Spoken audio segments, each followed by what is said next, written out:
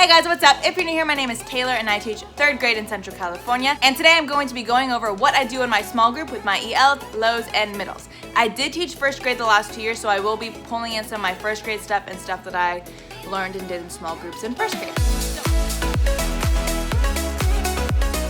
So first thing in the morning, my kids have their morning work to do, and which is pretty in-depth, so I give them about 20 to 30 minutes to do their morning work and to get their AR reading in. But when whole group is doing that, that's when I have my first mini small group. This is where I pull one-on-one to go over letters and sounds, also high frequency words. And then I grab that small group of students that need to work on vocabulary and we go over these cards for the week, which are from our Wonders curriculum.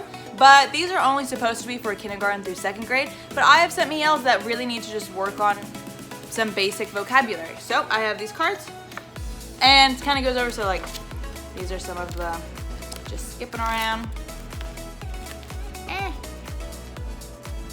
Bread. And so I find these super helpful and really dropped them off.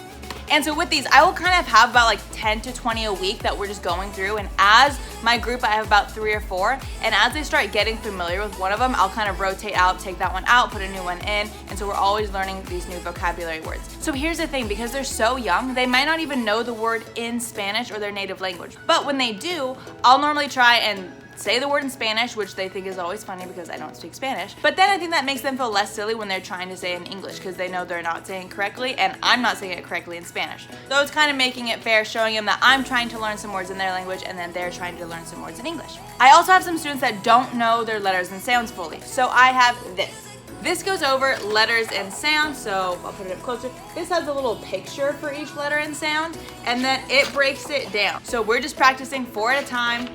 It goes through the whole alphabet. Then this also just goes over high frequency words. So I see it has a little picture and then the word next to it, so they get some extra practice with that. More letters and sounds just mixed up. It also has basic rhymes. So this one is at, and so all of them will have at. So it really helps them go with the initial sound and the rhyme and connect them and recognize those new words. So, and it goes over all the vowels and the pretty basic rhymes that we always use. And along with sentences, that way they can practice the word but then also practice it in a sentence. And I find that this is super duper helpful. After recess we have our workshop, and that's when I officially pull small group. During this time I always have these 2 binders on my desk. This one is my data, and I also use this to track some of their worksheets that we're working on, so that way during SATs and stuff I can just grab this bad boy and we're good to go. And this one is for my actual small group. I try to get this all organized for the week with the spelling pattern and all the worksheets I want them to do during workshop. So first thing, I pull out this and we just go as fast as we can through the sounds. And this is when I also correct them because they like to say buh, kuh, duh. I'm like, no, it's not buh, k, duh. Quick. Get to the point, get it and out there, onto the next sound. So this is from what I had last week. We were working on long U's, but my small group, they needed to still master their short U. So I had my ELs lows that didn't even know the short U sound. Then I had my middles that could work on long U, but we needed to work with the basics, the silent E and the EA, not just the all of it. Or no, not E's. I'm on U's. So when they come to my table, I have chart paper behind me and we go over short U. So I write U at the top and then they have their little paper and we write U 5 times and we say every time that we write it. Then I'll draw a U and then I say, okay, we're gonna change this U into a word. The first sound that we hear in cub, and then we go k, k. Oh, C. So then we write C, and then it has the U. So k, b. What's the last sound that we hear? B. So then we write B, and then we say that's k, b, cub, and then we write it. So after I have my mini lesson with that, I give them this worksheet, which is just the U, and this also practices their vocabulary because they have to color each picture, and the ones that start with U and the ones that start with U, they'll color, and then the ones that don't, they'll leave out. So after I have my mini phonics lesson and we go over all the words, I pass this out and we do this together. So this is awesome because first they're just putting in that short vowel over and over again, and then we're actually writing the words down here. After that, we have this one where they just have the picture and they have to find the correct spelling of the word. I'll just briefly show you this packet and then I will move on. Search. This one has a little story. So we read, come on, light. So we read this all together and then we circle all the words that have short U and then we write the words there and then draw a picture of the word. These are riddles. And so we'll read the riddle and try to find what the missing and try and find what the missing word is. So for example, this says, you eat me, I am good, what am I? Rug, pup, nut, sun, or bus? Nut. So the first day we do this one together. After we're done with that, I give them this sheet, which is just a U, and this also helps with their vocabulary because they have to color each word that starts with a U, and then the ones that don't, they leave out. So this also solidifies their vocabulary and the short U sound. After they finish that worksheet, I'll give them about like 5-10 minutes, and then they'll come back to me and we will read our fluency for the week. So I give them this, the bug, and I make sure to include these high frequency words in their practice. That's first thing in the morning. So that way we are constantly practicing the short U and those high frequency words. So I also have Fluency Time, which is right after a workshop where all the kids will work on their fluency passage for the week, and my small group kids have this one. Then by the end of the week, I'll give them this paper, which goes over the U and then the A that we practiced last week. But this is a little harder because it gives them the short vowel, but they have to know the initial sound and the end sound. But these are all the words that we've been practicing this week and last week with the short A.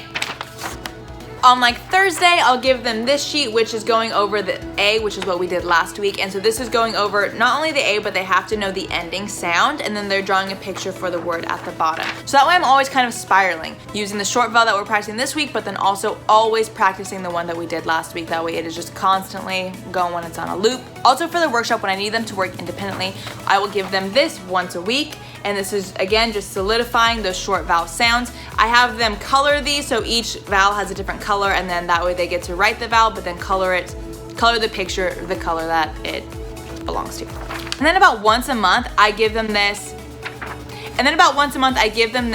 Just one-on-one, and it's kind of like a mini assessment for me to see where they're at in their understanding of the short vowel. And I have different ones, so it's not always the same pictures with the same words. I mix it up. And then for my middles, I go over the long U, but with just the basic silent E makes the long U sound, and common words that's going to be in our spelling, but also that they just kind of need to know and practice. So same formula, I'll write U blank E on our little chart paper. What does U blank E say? U, I need to change U to cute. How can I do that? What's the first sound we hear in cute? C, okay, then I write C, and then I have my U, which is U blank E. What's that missing sound? Cute.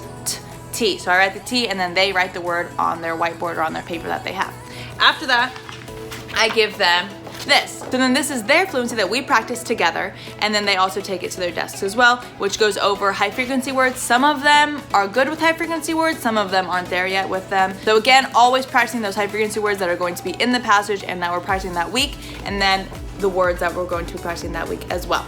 I always go through and I have them circle the words with the long U, and then we'll always have a couple that's like, ooh, that has a U, but it's not a long U, and those little exceptions that they always have. So this week we're gonna be working on the long I. So for my middles, I'm gonna be kind of front loading them with like this. So for the long I this week, we're practicing the long I spelled with I, Y, the 3-letter I, G-H, and I-E. So I will give them these, and these are our main words that we're practicing, and they will highlight the long I sound in each word. And so we will do like 2 rows a day, and then I'll also practice them by putting them on my charts, and there'll also be the words that we're reading in our story. So having that extra practice with me one-on-one, really solidifying their understanding of the long I, really helps whenever we move onto our reading, because in 3rd grade we don't really have as much time for whole group phonics lessons. It's really about once, maybe twice a week. And their spelling, they're supposed to kind of practice at home. So I try to implement it as much as I can because I think phonics is so important, and especially practicing their spelling patterns for the week.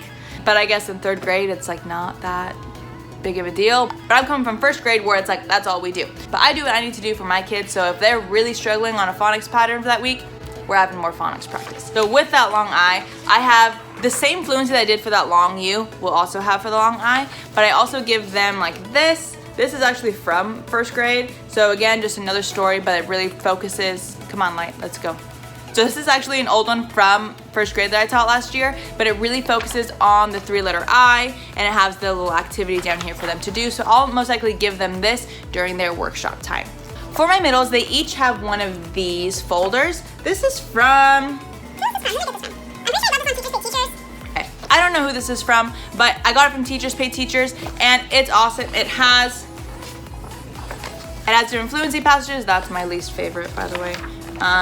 But it starts off super simple, and then it goes on. I skipped a lot of pages. but it escalates really quickly, so that's why it's perfect for my mediums, because they get the confidence from knowing the easy ones right off the bat, but then building their stamina and their confidence when it gets to the harder ones as well. We'll do this at least 3 times a week. That way they'll come up and we go over, okay, their score for day 1, day 2, day 3. We say how many errors they have and what their focus for their reading needs to be, because it has a little box down here that says fluency goal, I will, and we do a fluency check, which says I read at a good pace, I read too fast, I read too slow, I self-corrected, my score improved, I read with expression. So again, just reading with me and keeping them accountable, and they get to keep themselves accountable and really see how they did and how they're growing, because of course, who doesn't get excited from growth? So that's my small group binder that I have, and then I always include a short little video. I put it on our Clever, and that goes over the spelling pattern that we're working on for the week. So if we're doing long U, I'll have a long U one, and then my middles and highs know to go on that one whenever they're done with their workshop. And then I put 1 to 2 videos on the short U for my lows, and my middles, I let them watch it if they need like a refresher. And this kind of just solidifies the words that we're working on, the sounds, all that. Then one video that they always have to watch normally in that first mini workshop is Jack Hartman, Sign Language ABCs. I find this to be super helpful because they get the visual, they get the audio, and then they're also doing the kinesthetic because they're matching the hand movements to the letter. And they really like it because they're learning a new little language.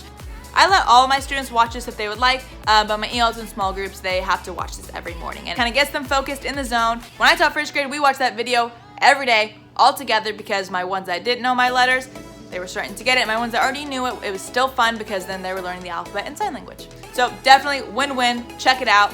And then I try to pull my highs at least once a week, which is either Monday or Friday, because if it's Monday, it's because I have something specific that I want them to work on for the week. It's going to be challenging them specifically in workshop. So if we're gonna be doing journal writings, I show them what I want my focus to be. And it might be more detailed on our writing strategy that week. It might be focusing on research. After they're done, I want them to work on a research project. Recently, I had them do a practice little animal report. So I let them go on National Geographic Kids. And if they got to pick an animal, I gave them one of my first grade reports, because it just has the basics on there where they write about their habitat, what they eat, and all of that jazz, and they got to write it. And this is when I also introduced them to Google Docs. So as they finish, I would kind of quickly conference with them and take them to Google Docs and show them how they're going to actually turn that paper report into a Google Docs report. And so that was introducing them to kind of typing, which they kind of already knew, but just really building up their skills in that aspect too, because for the SBAC, they're going to have to type their answers, and they need to be able to type complete sentences.